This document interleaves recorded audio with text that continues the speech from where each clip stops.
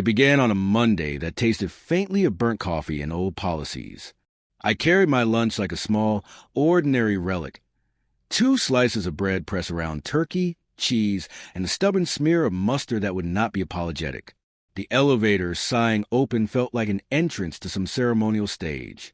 HR stood by the lobby plants, arms folded like a human policy statement. "You know the rule," she said. The words fell flat, precise, official. "No eating at your desk." I blinked. In that pause, I debated the scale of my response. There was a sensible option. Move to the cafeteria, eat my sandwich, forget the moment. There was also the voice that loves small philosophical experiments. What does it mean to follow a rule exactly? HR did not specify the spirit, only the letter. The letter is precise. The letter can be obeyed with new nuance. Lunchtime arrived like clockwork.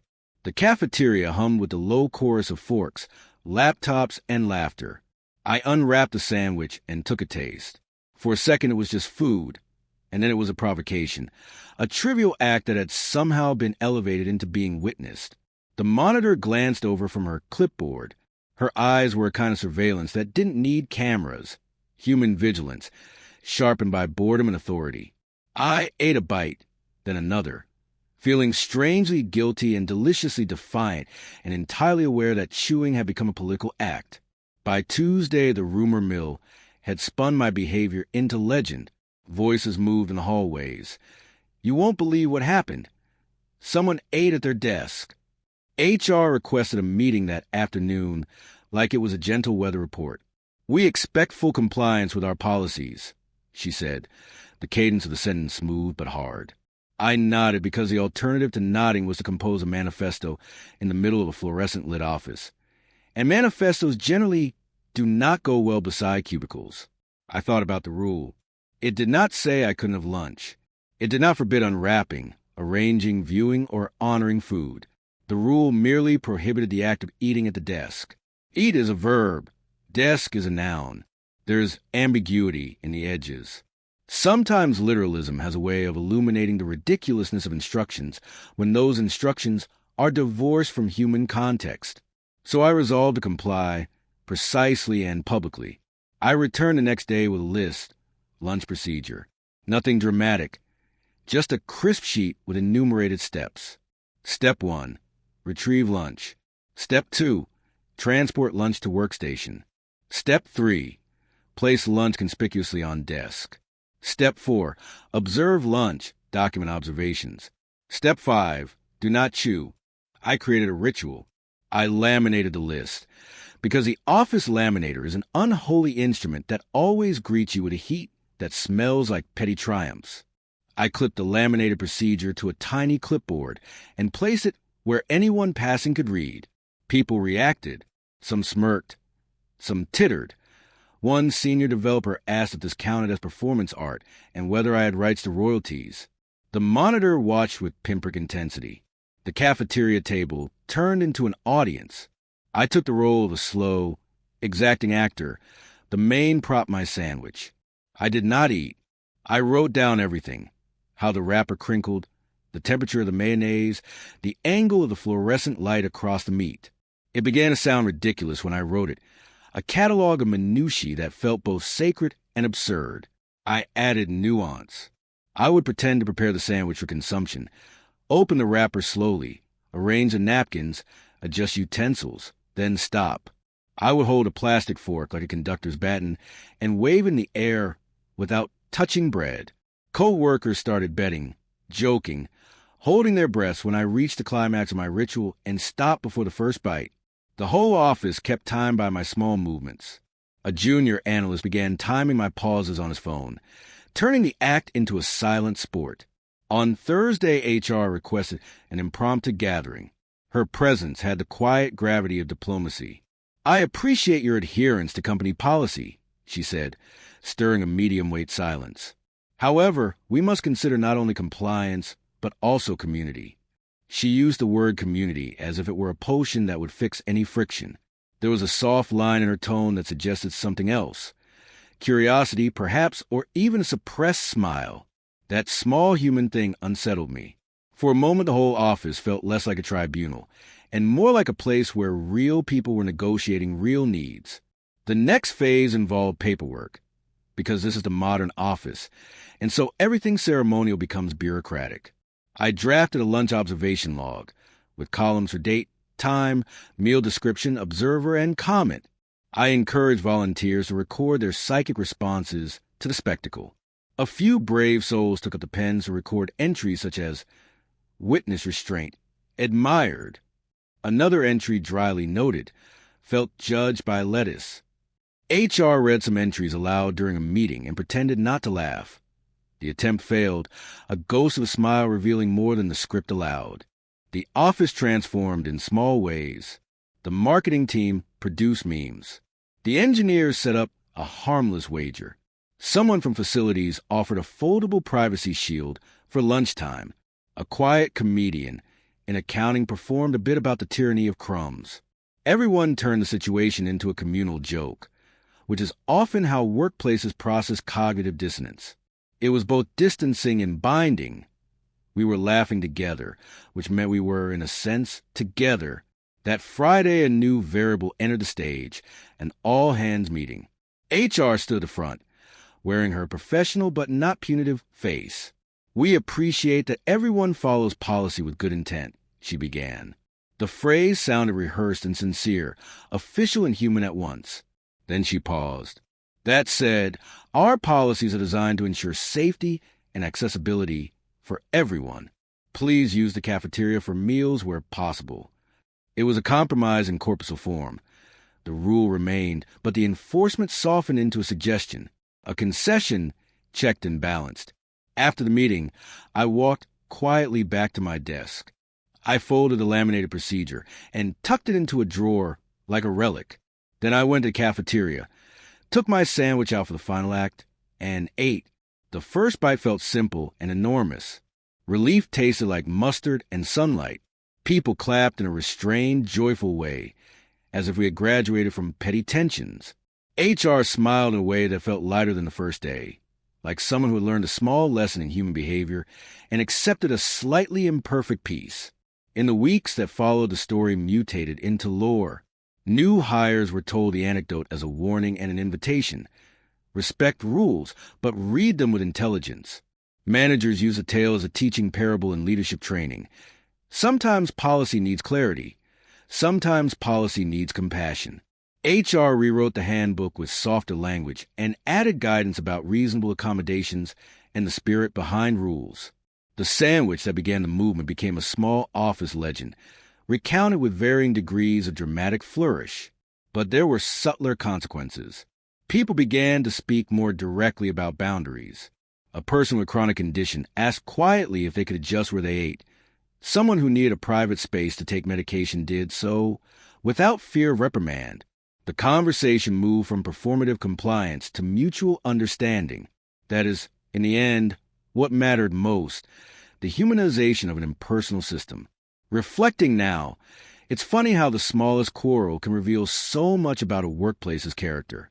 A simple sign, "No eating at your desk," might mean hygiene concerns in one context, and in another might be about preserving shared spaces.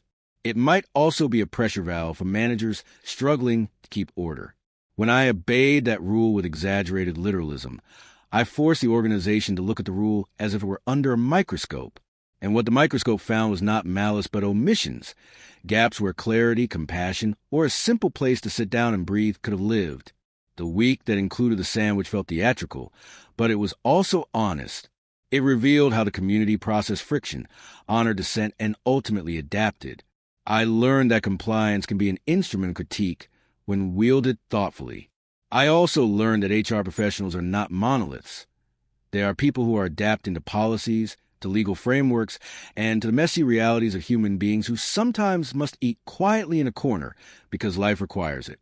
One afternoon, a co-worker named Maya cornered me by the coffee station. She was quick to laugh, but slower with assumptions. "Are you trying to make a point or just eat in slow motion?" she asked, eyebrows arching. I smiled. "Both," I said. She studied the laminated list tucked into my hand, like it might burn her. "You know," she said thoughtfully, "my grandmother always said that rules are like fences. Sometimes necessary, sometimes decorative, and sometimes meant to keep horses out. But fences shouldn't be so tall that nobody can see over them. We both laughed, because it was a kind of philosophy wrapped in folk wisdom, and it fit the moment perfectly. On another day, the facilities manager offered an olive branch, a tiny folding table he claimed would be compliant adjacent. It arrived in a box that smelled faintly of instructions. The table was absurdly small, the kind of thing that imagines lunch as a brief ceremonial nod to digestion. Someone painted a tiny sign for it, Lunch Neutral Zone. That became a hub for those who wanted community, without crowding the cafeteria. We set rules for ingest. No laptops unless unplugged, no conference calls, and everyone had to tell a joke before eating. The little rituals knitted the day into something softer. At one point, a blog-style note about the incident circulated on the company intranet. It was pitch-perfect HR satire, funny, humane, a little sympathetic, and a little sharp. The post ended with a question: how do we write rules that are clear and considerate? The comments section filled with stories.